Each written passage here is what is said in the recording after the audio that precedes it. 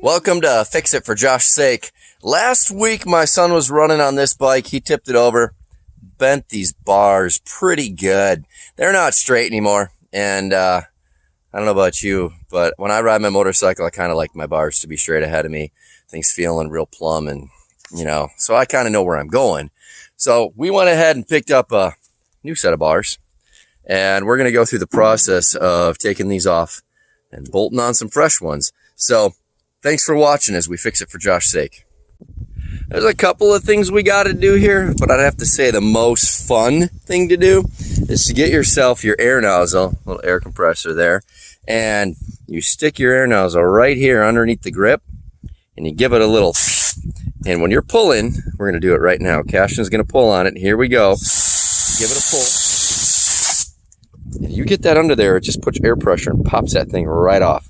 I don't know about you, that's a lot of fun for me. We've got a couple of things going on here. First things first, I like to get my bike stabilized while I'm going to be working on this.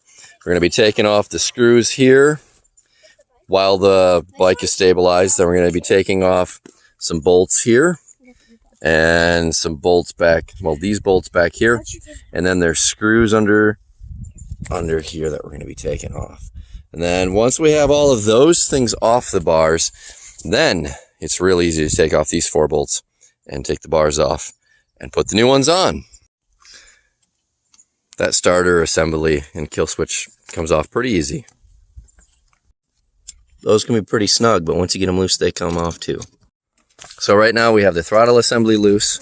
We have the kill switch assembly loose. We are now going to use an 8mm, loosen the brake assembly, and then we'll start sliding stuff off the bars. For the sake of space, we're going to get rid of the bar pad. Now we're getting in there with a 12mm bolt. Muscles! Yeah, good job. You're getting it loose. Excellent. Looks good.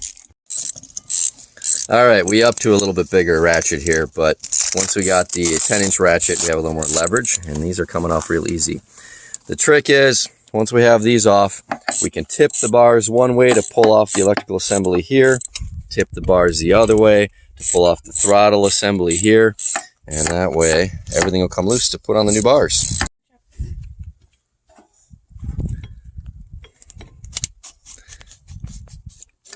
All right, pulls right off the end. That one pulled right off the end.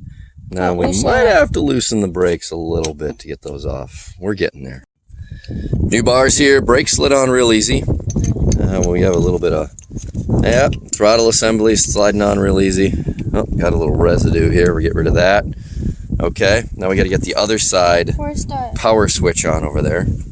Okay, sorry, you want me to grab that so you can hold the bar?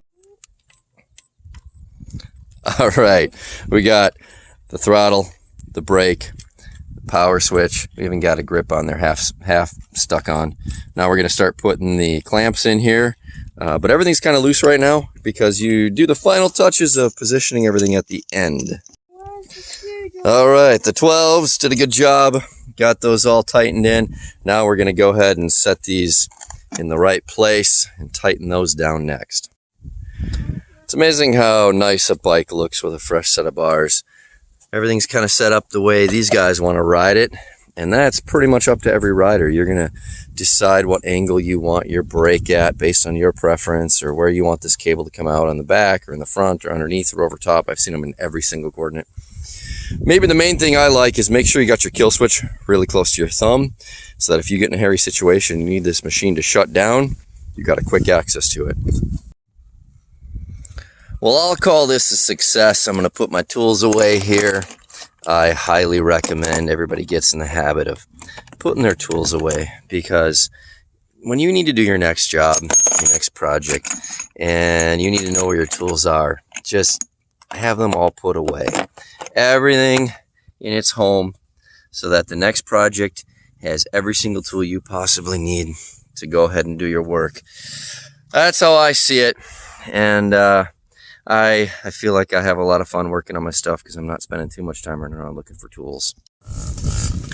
Well, thanks for watching Fix It for Josh's Sake. Moments like this are exactly why I do what I do, and I sure enjoy working on these bikes, working on my snowmobiles, mainly so I can hang out with cool people and do cool things and shenanigans that are just silly and goofy and, you know, lets us enjoy life on a beautiful day like this. Thanks for watching Fix It for Josh's Sake.